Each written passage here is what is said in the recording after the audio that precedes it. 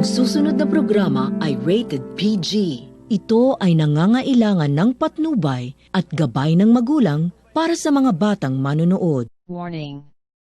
The following content may contain elements that are not suitable for some audiences. Viewer discretion is advised. Poenari Castle, the Fear Castle, Dracula and Ghost Stories. Poenari Castle is a little-known ruin that was once an important stronghold. It is best known for its ties to Late Tepes, better known as the Blood, the impaler of the real-life inspiration for Dracula. The crumbling Poenari fortress exists high in the Fagaras mountain.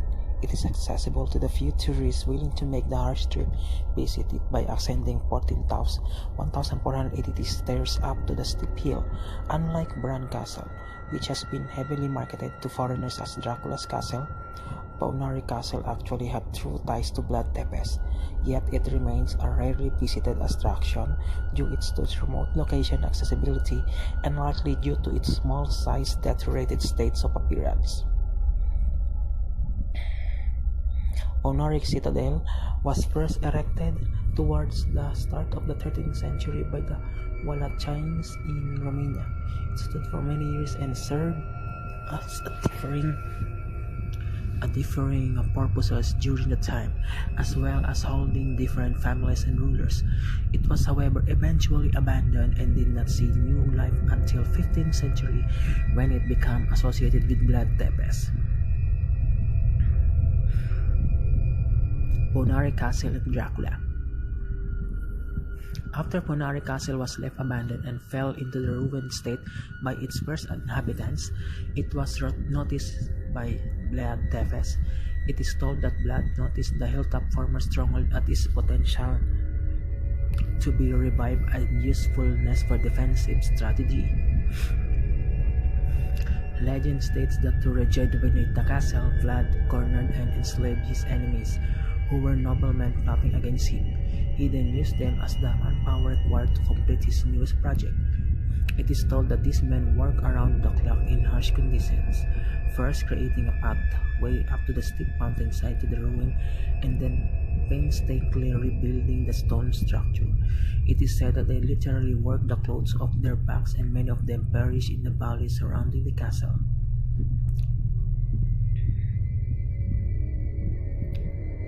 Whilst these are various tellings of the story and some of the conflicting ending, it is sometimes believed that Blood has these workers killed or impaled in the valley once the castle was completed. Late Tepes lay within the Poenari Castle until it was besieged by an enemy army, with the castle surrounded and bound under bombing attacks from the nearby mountaintops. Blood fled through the valley. Legend has it he made his way to the nearby tower of Arefu. It was here that he met with several blacksmith brothers. They assisted Blood escape by turning the horseshoes on his horse hooves backwards. These fooled his enemies, who weren't able to track him. Though Blood was luckily enough to escape, the fate his wife faced during the siege was not as pleasant. This led into the first ghost story that surrounds Poenari Castle.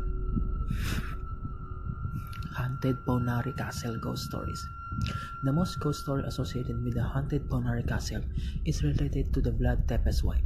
It is told that during the siege upon the Poenari fortress, which Vlad managed to escape from, his wife was left behind. Out of fear and desperation, she flung herself from one of the castle towers off the side of the mountain to the Argus River below. Sadly, the option of death seemed more appealing to her than the thought of being captured by the invading enemy forces. Legend has it that the river ran red with her blood, and is nicknamed the Lady River following her death. Since then, many claim that Blood's wife continuously roamed and ruined Poenari Castle. Many have claimed to sight what they believe to be her apparition within the castle, as well as near the river cutting through the valley below. The ghosts of those who were enslaved and killed in order to rebuild the fortress are also rumored to haunt the area. Many claim to have sighted them in the surrounding valley and castle. There are also frequent reports from visitors claiming to see unexplainable light anomalies in the valley, which quickly ascend to the castle up the hill, where no apparent pathway exists. Finally, many believe that Blood himself may still haunt the area which he had his stronghold created. Visiting the Poenari castle is not a straightforward task. It will be made much easier for those with access to the car, though one is not necessary to visit. Be warned to plan your visit ahead of time. Access to the castle is only granted twice daily, both 10 a.m. and 3 p.m. Don't be late for this. During this time, staffs will escort anyone waiting at the small gate located near the souvenir shop to the castle. Payment for entry is cash only and made at the top of the hill. This is done after ascending 1,480 stairs, so be prepared with money. The walk is easily manageable for most fitness levels, and the group walks together at a reasonable slow pace. The group is then able to explore the castle ruins together before descending together, so security can lock the gate system behind them. The ruin is quite small and can be explored reasonably fast. There are sign spots along the way which provide historical information about the castle. It is Blood. Be prepared to spend an extremely short amount of time within the castle. After 15 minutes of exploring the ruin, all other visitors had left, and I was asked by the security to also leave. I managed to negotiate for 5 extra minutes to the satisfaction of the guard escorting me. There is one hotel at the foot of the castle within the valley. It contains a restaurant and wasn't listed online to book accommodation. I stayed in the nearby town of Cortia de Arge. There are affordable minibus service there, which run by the Arefu.